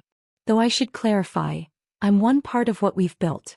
My husband, our staff, the survivors who've shared their stories and helped us understand what witnesses actually need, we're all building this together." Patricia led her to a conference room where cameras were already set up. Not a casual interview. A filmed one that would run online and in print. Maya's pulse spiked. "Is the video necessary?" It's 2025. Video content reaches more people than print alone. "But Mrs. Park, Maya, if I may, you can absolutely say no. Your comfort matters more than our content strategy." The kindness in Patricia's voice steadied something in Maya's chest. "No, it's fine. I spent so many years hiding my face. Being filmed feels vulnerable in a way I wasn't prepared for. Would it help if I shared something?" Patricia settled into the chair across from her, dismissing the camera crew with a subtle gesture. 20 years ago, I was assaulted by a colleague at my first newspaper job. I reported it. He was the publisher's nephew. My contract wasn't renewed and I spent 5 years blacklisted from journalism in this city." Maya's breath caught. "I had no foundation to help me. No legal support. No one willing to risk their career to stand up for mine. I survived by leaving journalism entirely, worked retail, waited tables, anything that paid rent." Patricia's eyes were fierce. "And when I finally got another chance in this industry, I made a promise to myself. I would use my platform to amplify the voices of people the system tried to silence." She leaned forward. "Your story matters, Maya. Not because it's traumatic, though it is. Because it shows what's possible when courage meets resources. When someone who survives becomes someone who protects others from similar survival. That's the story I want to tell." Maya felt tears burn behind her eyes. "Hey, let's do this." The cameras rolled. Patricia's first question was gentle. "Tell me about the night you decided to testify against Dante Luciano." And Maya, who'd spent 8 years running from this memory, finally let herself remember it fully. I was in the wine cellar at Maestro when Marco Benedetti died. I heard the commotion upstairs. Someone choking, people screaming for help. By the time I got to the dining room, Marco was on the floor, convulsing. His nephew, the head chef, was trying to help him, but it was too late. Her voice was steady, clinical, describing horror like it was a wine list. I saw Dante Luciano leave through the kitchen. Saw him adjust his jacket the way you do when you've just completed a task. And I smelled his cologne. Baccarat Rouge 540, distinctive and expensive. Something about the way he moved told me he'd just done something terrible. What made you come forward? Marco's nephew got arrested that night. The police found traces of a toxin in the dish he'd prepared. Aconite, a poison that mimics heart attack symptoms. They built a case in 48 hours. Too fast. Too clean. Too convenient. Maya's hands clenched in her lap. I knew it was wrong. Knew the nephew was being framed. But I was terrified. Dante Luciano was untouchable. Everyone knew it. Connected to politicians, protected by lawyers, operating with impunity. So what changed? Marco's sister came to the restaurant 3 days after he died. She was picking up his personal effects. Photographs, kitchen tools, the things that represented his life's work. And she thanked me for being kind to her brother. For treating him with respect. Tears spilled down Maya's cheeks. She had no idea I'd witnessed anything. No idea I was carrying the truth that could free her son. And I realized that my fear was less important than her grief. That staying silent made me complicit in an injustice I could prevent. So you testified. So I testified. Went to the police, gave a detailed statement, agreed to be a witness. And 2 weeks later my apartment burned down with a note in Italian. Dimenticare o morire. Forget or die. Patricia's expression was carefully neutral, professional, but Maya saw the recognition there. The understanding of what it cost to choose truth over safety. How did you survive? I ran. Changed my name, burned my credentials, fled to Seoul with almost nothing. Learned enough Korean to fake fluency. Built a new identity as Maya Chen, sommelier, ordinary and invisible. Maya took a shaking breath. And then I met my husband. He saw through my lies immediately but hired me anyway. Protected me without asking why I needed protection. And when danger found me again, when one of Dante's spies infiltrated his organization, he didn't just eliminate the threat. He helped me become the weapon that destroyed Dante's entire empire. Tell me about that. So Maya did. She told Patricia about recognizing Cologne on a fake chef. About Kangmin using her knowledge to orchestrate the perfect trap. About Dante Luciano's arrest and conviction and the 43 families who'd found justice because one woman refused to stay silent. And then she told her about the foundation. I started the Benedetti Park Foundation because I remembered what it felt like to be alone and terrified with no resources. To testify and then be abandoned by the system I'd helped. I wanted to make sure no other witness experienced that abandonment. What does the foundation provide? Everything I needed and didn't have. Safe housing. Legal support. Identity protection. Job placement. Security training. Therapy. Financial assistance. We meet witnesses where they are and give them the tools to rebuild. Maya's voice strengthened. Because testifying against dangerous people shouldn't cost you everything. Courage deserves support, not punishment. And if we want people to keep standing up to corruption and violence, we need to prove that doing so won't destroy their lives. Patricia nodded, then asked the question Maya had been dreading. What would you say to Dante Luciano if you could speak to him now? Maya was silent for a long moment, thinking about the man who'd killed Marco, who'd tried to kill her, who was now serving 4 consecutive life sentences in maximum security. I'd say thank you. Patricia's eyebrows rose. Thank you. Thank you for underestimating me. For dismissing me as nobody and invisible. Because that underestimation gave me the space to become someone powerful enough to destroy you. If you'd taken me seriously from the beginning, you might have succeeded in silencing me. But you didn't. And that mistake cost you everything. Maya leaned forward, looking directly into the camera. I'd tell him that the invisible woman he tried to kill built an empire from his threats. That Marco Benedetti's legacy didn't die with him. It grew into something that protects hundreds of people. That every witness we help is proof that his power was always temporary, but truth is permanent. Her voice was fierce now, all pretense of professional distance abandoned. And I'd tell him that he's exactly where he belongs. Not because of justice. The justice system is imperfect and often broken. But because he made one critical mistake, he threatened someone who'd already survived the worst thing he could do to them. And once you've survived the worst, you stop being afraid of anything less. The interview concluded 30 minutes later. When the cameras finally stopped, Patricia reached across and squeezed Maya's hand.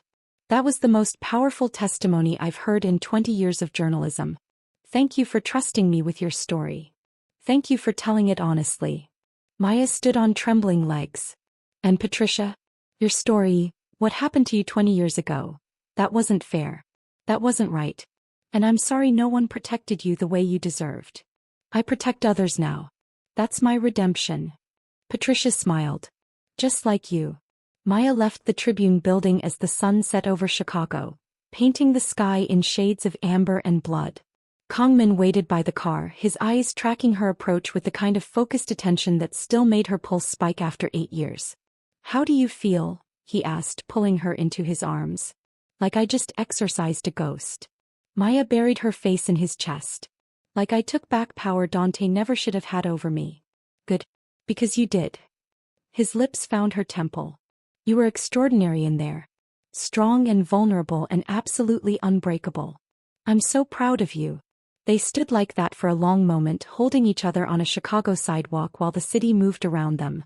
Oblivious, indifferent, the same city where she'd been destroyed and where she'd just reclaimed her narrative. Can we go see it? Maya asked suddenly. See what? Maestro. The restaurant. I want to see what Antonio did with it. Kangmin studied her face, then nodded. Let's go. Maestro occupied the same building in Chicago's Gold Coast where Maya had worked 8 years ago, but everything else had changed. The exterior had been renovated, new signage and elegant script, windows that glowed with warm light, a line of people waiting for tables that suggested success and quality. Maya stood across the street, her hand tight in Kangmin's, staring at the place where everything had ended and begun. I haven't been back since the night Marco died, she whispered. I couldn't. Every time I thought about walking through those doors, I remembered him on the floor. Remembered the smell of almonds from the aconite poisoning. Remembered how helpless I felt. You're not helpless now. Kangmin's thumb traced circles on her palm. And you don't have to go in if you're not ready. But Maya was already moving forward, pulled by something stronger than fear. Maybe. Closure. The hostess greeted them with professional warmth. Welcome to Maestro. Do you have a reservation? No, but, Maya started. Maya. Antonio Benedetti appeared from the kitchen, his face transforming with recognition and joy. Maya. You're here. He crossed the dining room in quick strides and pulled her into a hug that smelled of garlic and olive oil and life continuing despite tragedy. I didn't know you were coming to Chicago. Why didn't you call ahead? I would have closed the restaurant, prepared something special. We don't need special, Maya said, her voice thick with emotion. We just needed to see what you've built. Antonio's eyes glistened. Come. Let me show you. He led them through the dining room, tastefully decorated with photographs of Marco, of the restaurant's history, of the family legacy continuing. The kitchen gleamed with professional equipment and organized chaos. But it was the private dining room that made Maya's breath stop. The same room where Marco had died had been transformed into something beautiful. The walls held a mural, painted by a local artist, Antonio explained, depicting a phoenix rising from flames. The table where Marco had collapsed now held a bronze plaque. In memory of Marco Benedetti, 1965 to 2017 chef, uncle, friend, his legacy lives in every meal we serve. I wanted to honor him, Antonio said quietly. Wanted people to remember that this restaurant represents something more than just food. It represents family, resilience, the refusal to let evil win. Maya couldn't speak past the tears. Kangmin's arm wrapped around her waist, holding her steady. It's beautiful, he said when Maya couldn't find words. Your uncle would be proud. He'd be proud of Maya. Antonio turned to her. You gave me back my life. My freedom. My ability to continue his work. I owe you everything. You owe me nothing. Maya's voice was rough but steady. You survived something terrible. You rebuilt. That's all the payment I need, seeing you thrive. Jiwoo, who'd been exploring the mural with wide eyes, suddenly spoke up. Mr. Antonio? Is this where the bad man hurt your uncle? The adults froze. But Antonio knelt to Jiwoo's level with gentle patience. Yes, sweetheart. A very bad man did something terrible here. But do you know what happened after? Jiwoo shook her head. Your mommy was brave. She told the truth even when it was scary. And because she was brave, the bad man went to jail. And I got to come home. And now this room that was sad is beautiful again. Because brave people make beautiful things possible. Jiwoo considered this seriously, then looked at Maya. You're very brave, mommy. Maya knelt beside her daughter, fresh tears streaming down her face. So are you, baby. Every day. And one day when you're older, I'm going to tell you this whole story.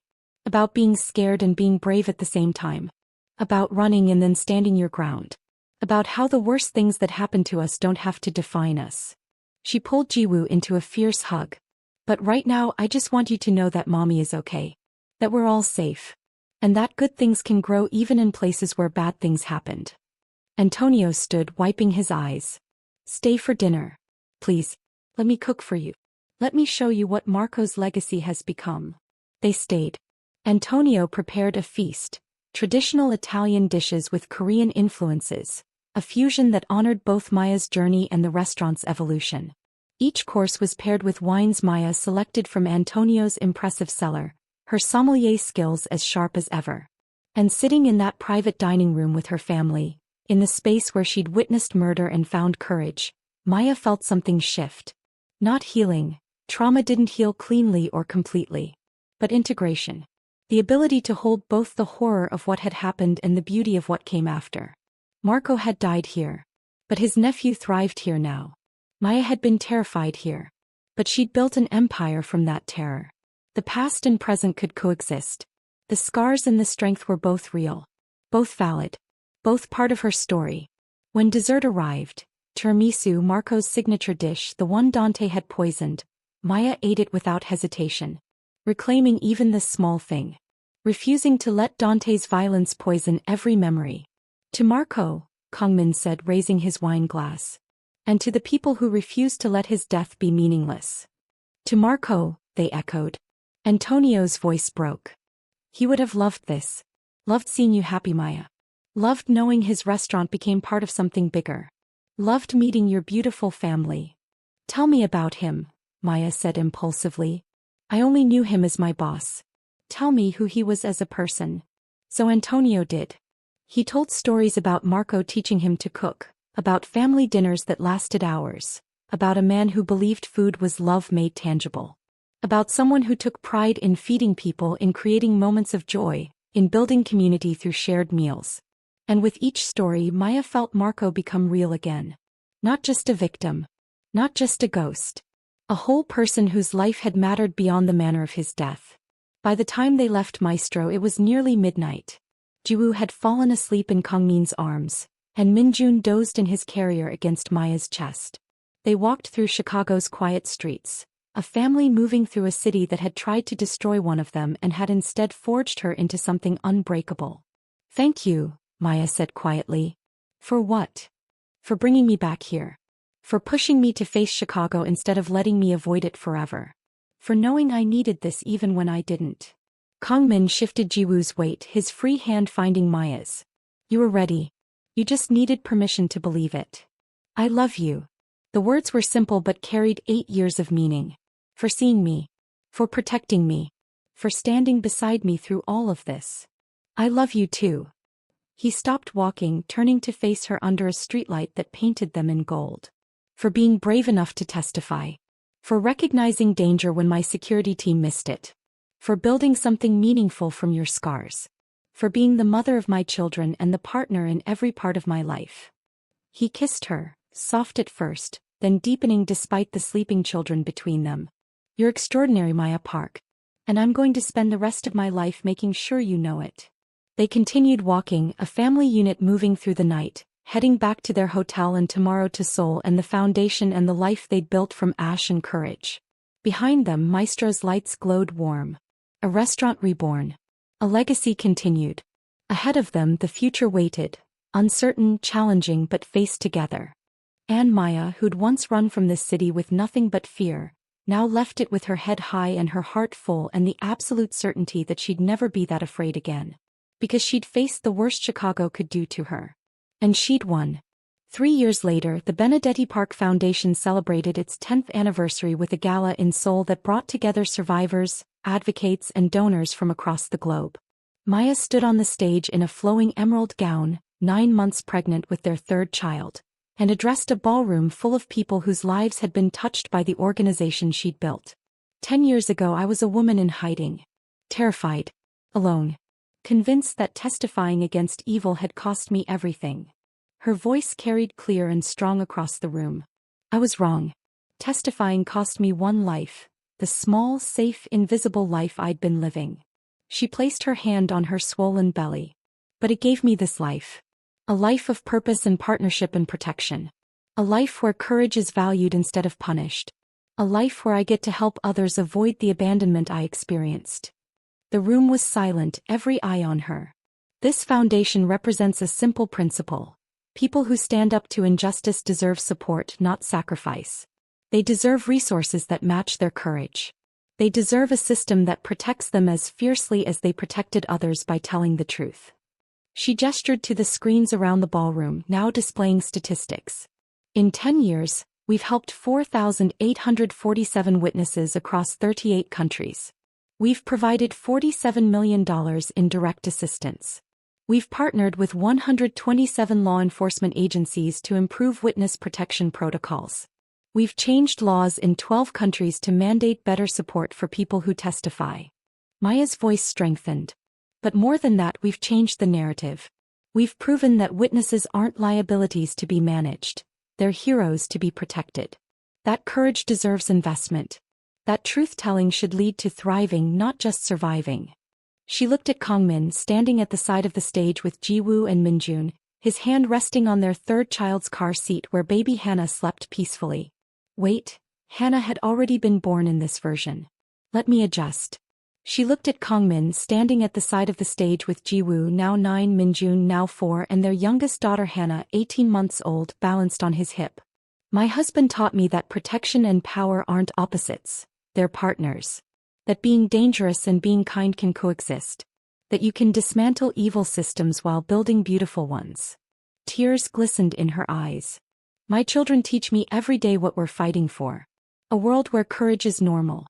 Where standing up to bullies, whether they're playground terrors or international crime bosses, is rewarded with support and community and safety. She paused, letting the weight of the moment settle. And the survivors we've helped teach me the most important lesson of all. Healing isn't linear. Safety isn't permanent. But community, genuine, committed, resourced community, makes both possible. The applause was thunderous. But Maya's attention was caught by a figure in the back of the ballroom. A young woman, black, mid-20s, familiar in a way that made Maya's breath catch. Zara Williams. The woman she'd helped at the New York opening 3 years ago. Zara was holding a microphone, clearly preparing to speak. Mrs. Park. Zara's voice carried across the room. 3 years ago I came to your New York reception broken and desperate. I'd testified against human traffickers. Lost everything. Was sleeping on a friend's couch and contemplating whether survival was worth the cost. The ballroom had gone silent. You gave me housing. Legal support. Identity protection. A job. But more than that, you gave me hope. The belief that doing the right thing wouldn't destroy me permanently. Zara's voice strengthened. Today, I'm the director of the Foundation's Atlanta branch. I've helped 63 witnesses rebuild their lives. I finished my master's degree in social work. I'm engaged to an amazing man who knows my story and loves me anyway. And I'm here to say thank you. For seeing me when I felt invisible. For giving me weapons instead of just shelter. For proving that courage deserves support. She raised her glass. To Maya Park. To the Benedetti Park Foundation. To the radical idea that truth-telling should lead to thriving. The room erupted. Maya couldn't speak past the tears. Couldn't do anything but stand on that stage and feel the weight of a decade's work crystallize into this single moment. This was legacy. Not buildings or budgets or media coverage. Zara Williams thriving instead of just surviving. Helping others the way she'd been helped. continuing the cycle of protection and empowerment. Kangmin appeared at her side, his hand finding the small of her back in that grounding gesture that had become their silent language. "Come on," he murmured in Korean. "You've done enough for tonight. The gala can celebrate without you for a few hours. But no arguments. You're 9 months pregnant, you've been on your feet for 3 hours, and our daughter is kicking me through your belly like she's training for taekwondo. Time to rest." Maya wanted to protest, but another contraction, the third one in the past hour, made the decision for her. "Okay," she whispered. "But just for a few minutes. I want to come back and thank everyone properly." Her water broke. Right there on the stage in front of 400 people with cameras rolling and her emerald gown suddenly soaked. Kangmin's eyes went wide. Then, because he was who he was, his training kicked in. "Su-jin," he called, his voice carrying absolute authority. "Hospital. No. Clear traffic routes. Alert the medical team." Within 90 seconds they were in the car. Within 10 minutes, they were at Seoul's premier maternity hospital. Within 3 hours Maya was holding their third daughter, Seo-yeon, meaning auspicious and beautiful. Jiwoo and Minjun crowded around the hospital bed, staring at their new sister with wonder. "She's so small," Ju whispered. "You were this small once," Kangmin said, his voice rough with emotion. "Impossible to believe, I know." Maya looked at her family, her fierce, protective, beautiful family, and felt something settle in her chest that went beyond contentment. Beyond happiness even. Purpose fulfilled. Legacy secured. Love made permanent. "We did good," she whispered to Kangmin as the children cooed over Seo-yeon. "We did extraordinary," he corrected. 10 years ago you walked into my restaurant desperate and alone. Today you run an international organization, you have 3 beautiful children, and you just gave birth while 400 people applauded your life's work." He kissed her forehead. Extraordinary doesn't even begin to cover it. And there, in that hospital room in Seoul, surrounded by her family and the life she'd built from the ashes of trauma, Maya Park, who'd been Maya Flores, who'd been nobody and invisible, finally understood the truth. Survival was victory. But thriving was revolution. And she'd chosen revolution. Every single day. Thank you for journeying through Maya and Kangmin's complete story. If this tale of sent memory, courage, and chosen family resonated with you, please like, subscribe, and share it with someone who needs to hear that survival can become revolution.